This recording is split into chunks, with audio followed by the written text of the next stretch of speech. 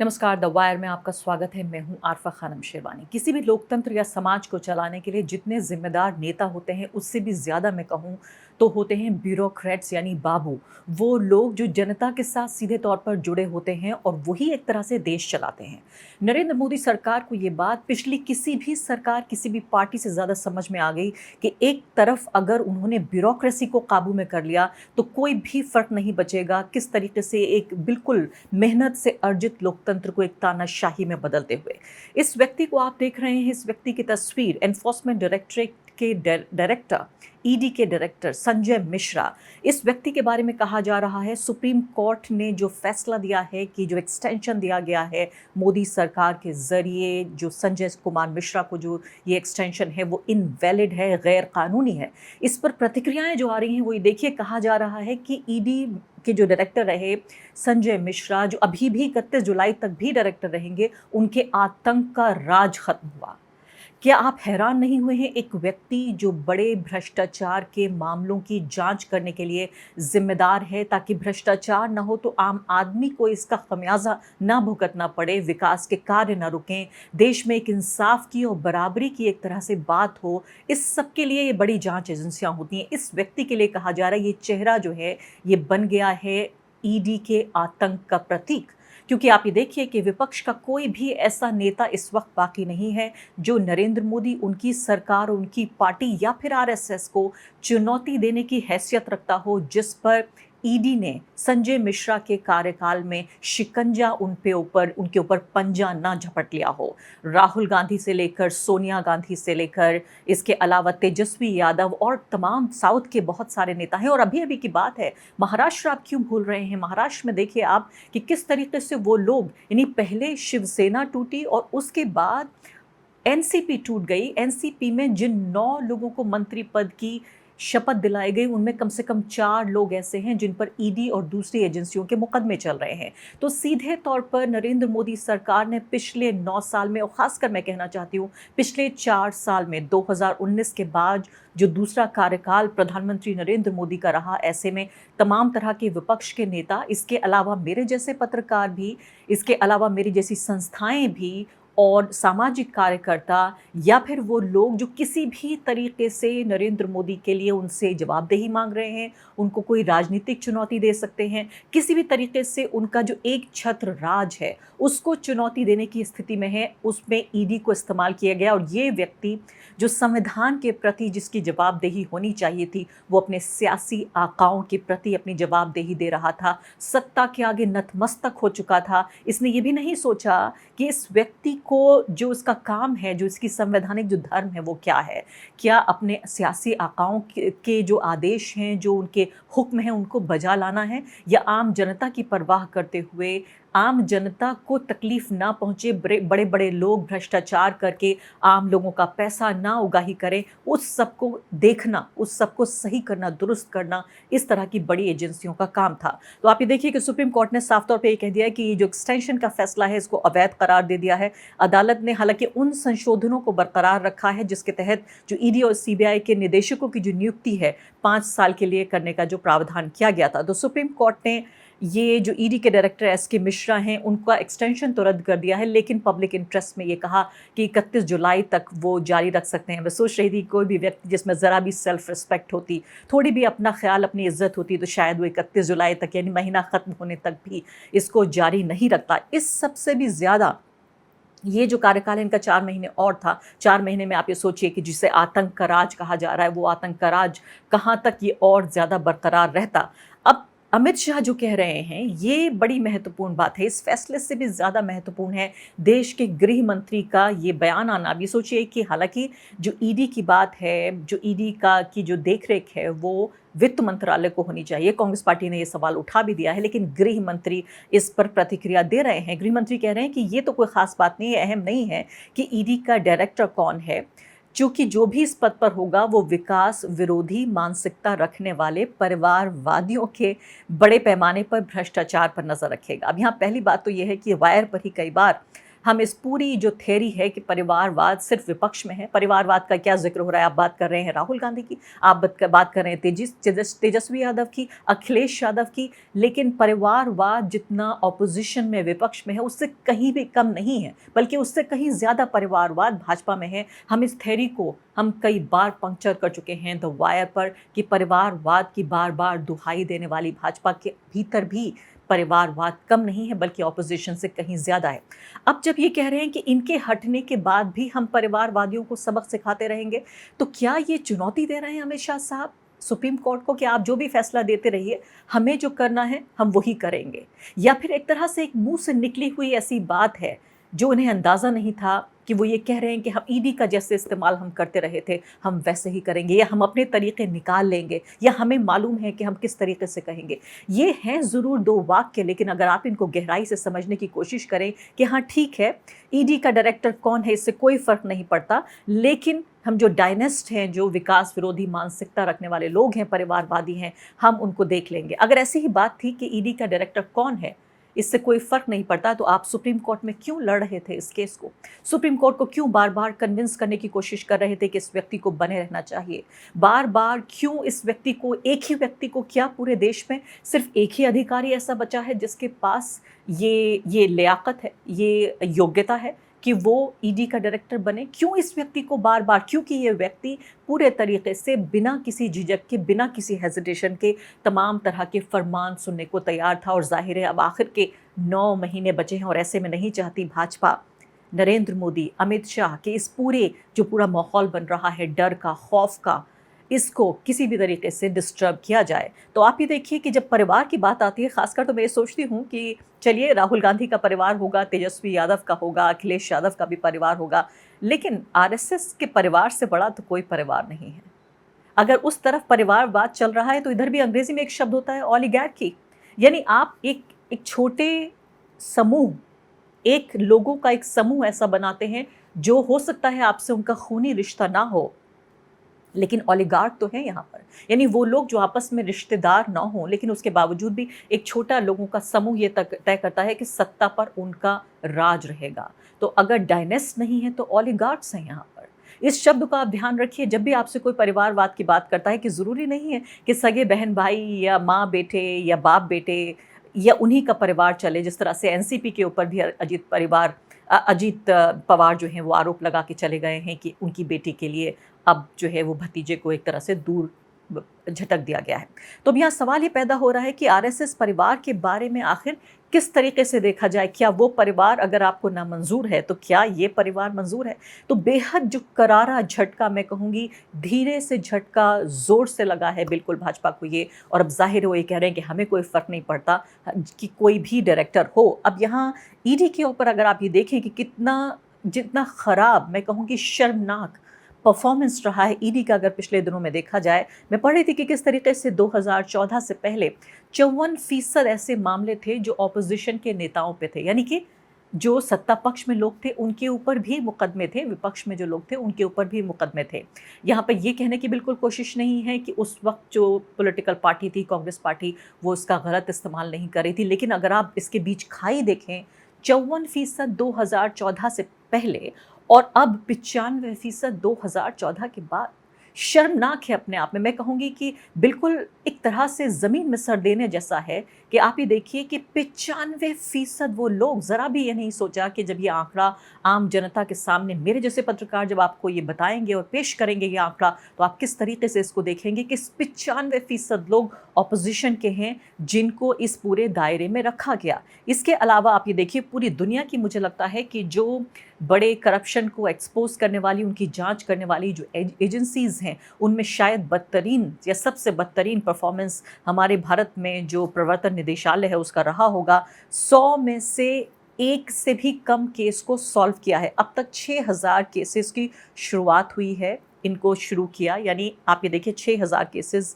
दायर किए गए ईडी की तरफ से, और सिर्फ 25 लोगों को दोषी करार दिया जा चुका है 2005 से लेकर अब तक की हिस्ट्री देखें, और 9 साल में पिछले इससे भी कहीं बदतरीन परफॉर्मेंस रहा है, 6000 मामले।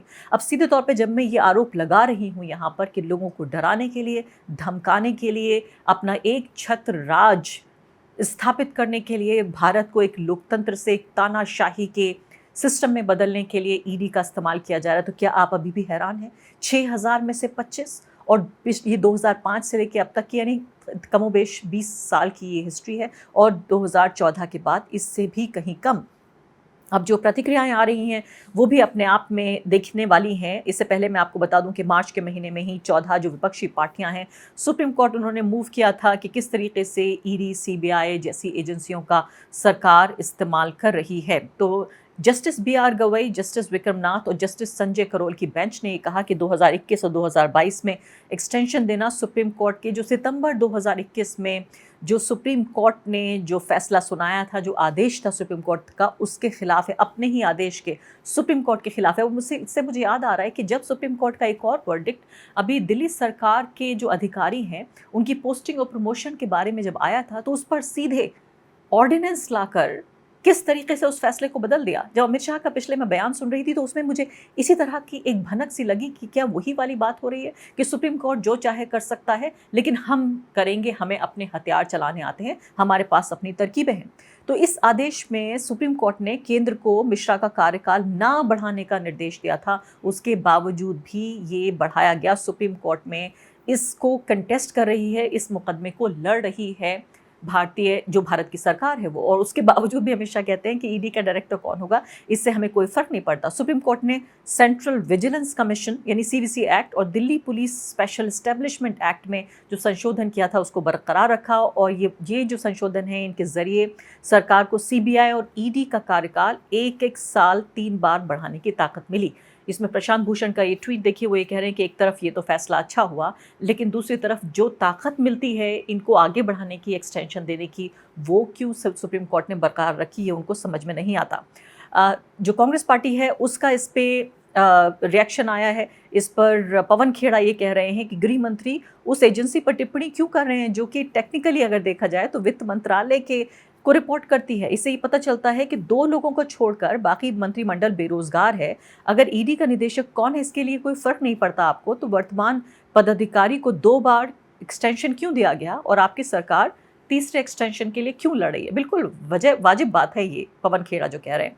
महुआ मोइत्रा ने कहा, उन्होंने कहा कि उन्हें खुशी है इस बात की कि उनकी जो याचिका थी उस पर सुप्रीम कोर्ट एक्सटेंशन के खिलाफ ईडी के उस पर सुनवाई हुई है, और सुप्रीम कोर्ट को ने इस एक्सटेंशन को इनवैलिड उन्होंने करार दिया है। बीजेपी के लिए उन्होंने बहुत मजबूत शब्द कहे हैं। उन्होंने कहा है कि बीजेपी, हम आपसे चुनाव में लड़ेंगे, हम आपसे अदालतों में लड़ेंगे, हम आपसे खेतों खलिहानों में लड़ेंगे, हम आपसे सड़क पर लड़ेंगे, और हम आपके सामने कभी भी समर्पण नहीं करेंगे।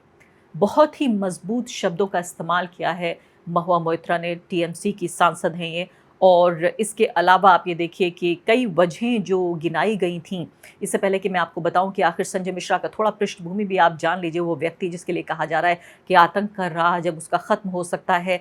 केंद्र सरकार ने जो ईडी के जो बढ़ाने की वजह, यानी क्या दलीलें दे रही थी सुप्रीम कोर्ट में सरकार इनके कार्यकाल को बढ़ाने के लिए, वो ये वजह दे रही थी कि जो फाइनेंशियल एक्शन टास्क यानी FATF का जो रिव्यू है वो शामिल है। केंद्र की दलील ये थी कि मिश्रा का जो विकल्प है, हम जब तक तलाश करेंगे उनका ऑप्शन, इसमें वक्त लगेगा, इसलिए इनको वक्त दिया जाए।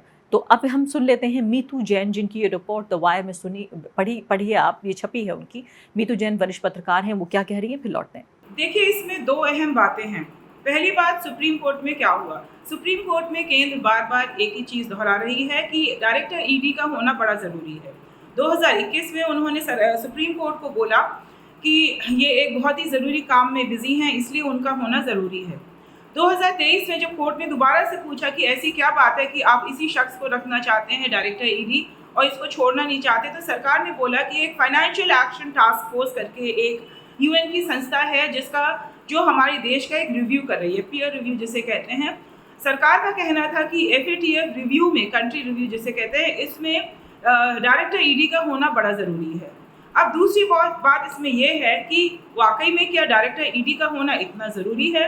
इसमें देखा जाए, अगर एफएटीएफ की वेबसाइट पे अगर आप जाके देखेंगे तो इसमें 2-3 बड़ी इंटरेस्टिंग बातें हैं।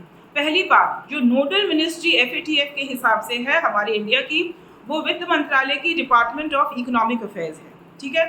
दूसरी चीज़, जो दूसरा डिपार्टमेंट है फाइनेंस मिनिस्ट्री का, वो है central board of excise and customs. और तीसरा जो सबसे अहम डिपार्टमेंट है वो है फाइनेंशियल इंटेलिजेंस यूनिट।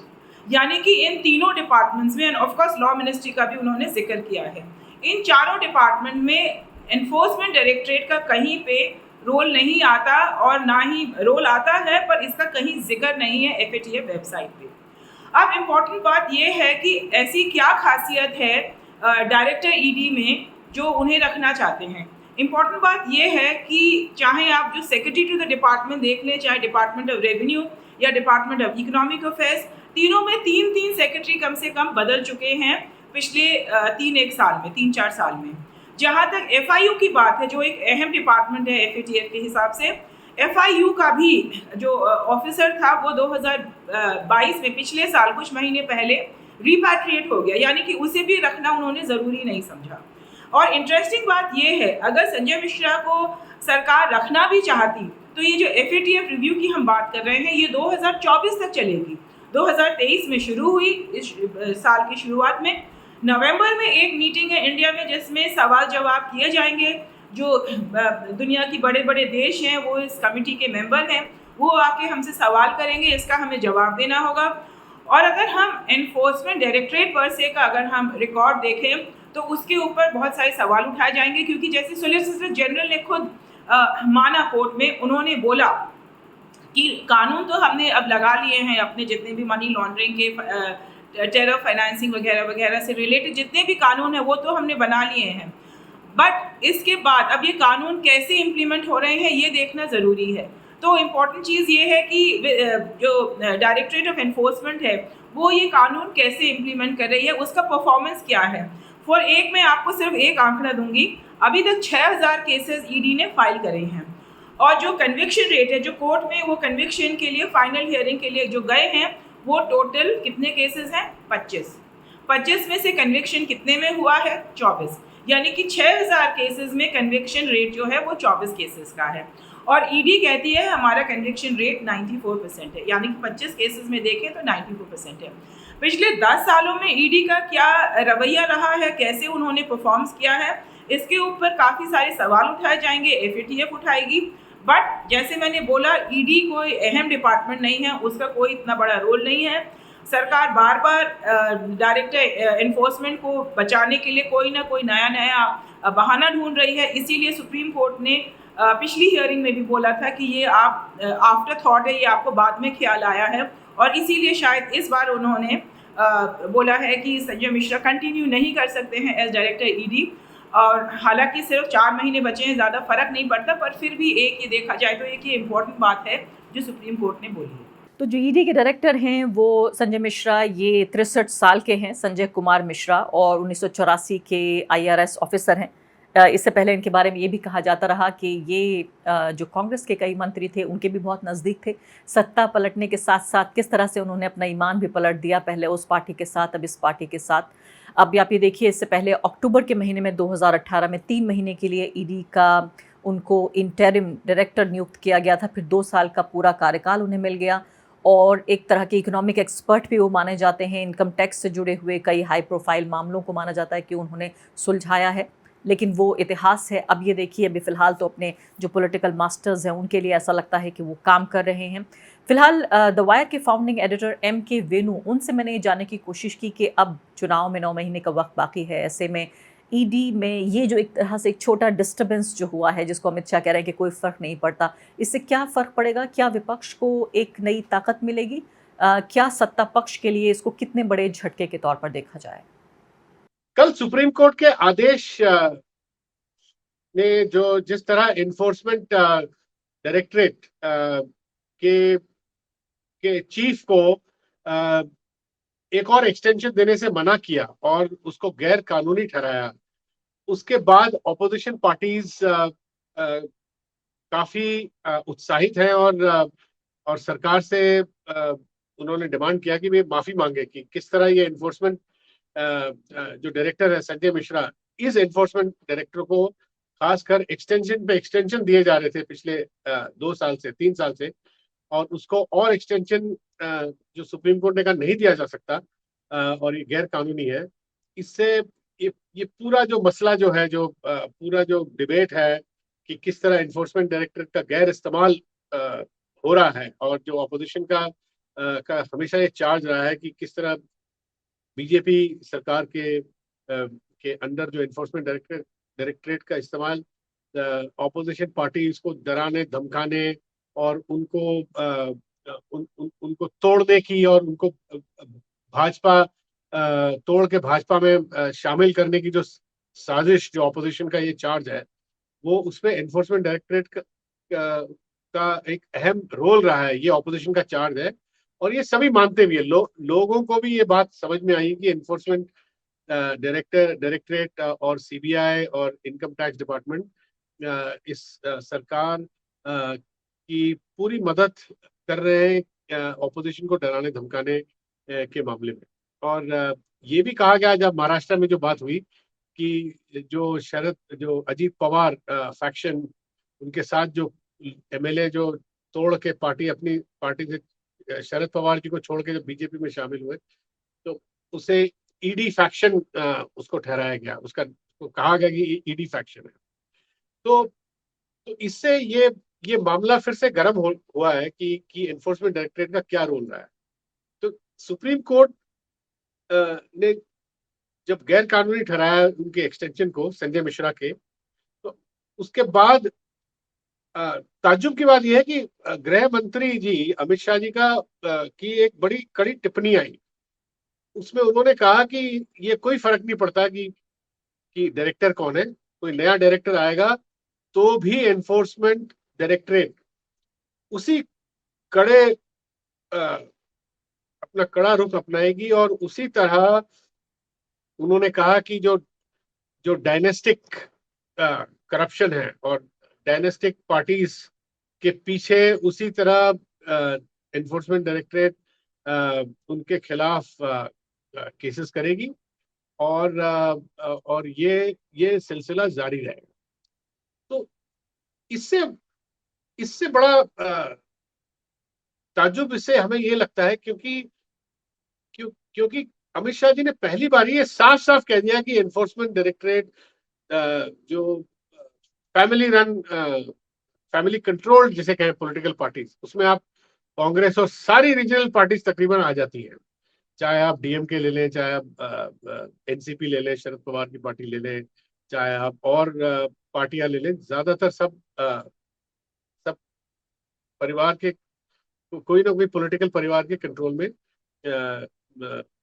उनका ऑपरेशन चलता है। तो ये कहना कि अब कि डायनेस्टिक जो पार्टीज हैं उनके खिलाफ एनफोर्समेंट लगा रहेगा, ये तो बिल्कुल ही मतलब साफ साफ उन्होंने जाहिर कर दिया कि एनफोर्समेंट डायरेक्टरेट क्या रोल प्ले करेगा अगले 6 7 8 महीने में इलेक्शन से पहले, जो कि पहले भी कर रहा है।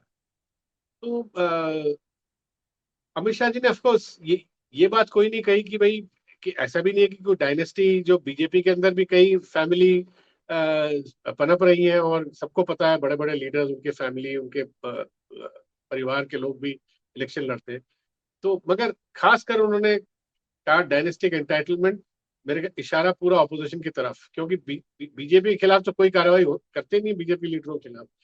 तो ये जो मामला है ये थोड़ा पॉलिटिकली साफ साफ गृह मंत्री ने इस बात को जाहिर कर दिया। और दूसरा, संजय मिश्रा जो अभी रिटायर हो गए, मेरे ख्याल 31 जुलाई तक रहेंगे, इनके कार्यकाल में सबसे ज्यादा ऑपोजिशन लीडर्स जेल गए हैं पिछले 5 साल में। सबसे ज्यादा प्रॉपर्टीज जब्त की गई हैं ऑपोजिशन पार्टी लीडर्स की, और उनके जो फंडिंग करते हैं और एसोसिएट्स जो कंपनियां जो उनको फंड करती हैं, और ये बिल्कुल इतना ज्यादा, और ये एक सुप्रीम कोर्ट के दूसरे पिटिशन जो अभिषेक सिंघवी वहां एक पिटिशन कुछ महीने पहले ले गए थे कि उसका भी विषय यही था कि 20 गुना ज्यादा केसेस एनफोर्समेंट डायरेक्टरेट ने पिछले 5 साल में किए और उसमें ज्यादातर 95% वो केसेस सारे ऑपोजिशन लीडर्स के खिलाफ। तो ये इस पे अब ये बात तो बिल्कुल अब खुली है। इसका ये खुलेआम इस बात की चर्चा है कि एनफोर्समेंट डायरेक्टर को किस तरह इसका इस्तेमाल किया जा रहा है। तो अब देखना पड़ेगा कि नए एनफोर्समेंट डायरेक्टर कौन आते हैं, क्योंकि अमित शाह जी ने तो कहा है कि कोई भी हो एनफोर्समेंट डायरेक्टरेट का रुख वही रहेगा, कड़ा रहेगा और जो उन्होंने कहा डायनेस्टिक करप्शन के खिलाफ पूरी तरह कार्रवाई होगी। तो ये मुझे लगता है कि आने वाली राजनीति किस तरह होगी उसका एक झलक उन्होंने पेश किया है गृह मंत्री ने। बाकी देखेंगे क्या होता है आगे जाके। द वायर के और वीडियोस देखने के लिए सब्सक्राइब करें और बेल आइकन पर क्लिक करें। स्वतंत्र पत्रकारिता की आर्थिक मदद करने के लिए डिस्क्रिप्शन में दिए गए लिंक पर जाएं और अपनी राशि चुनें।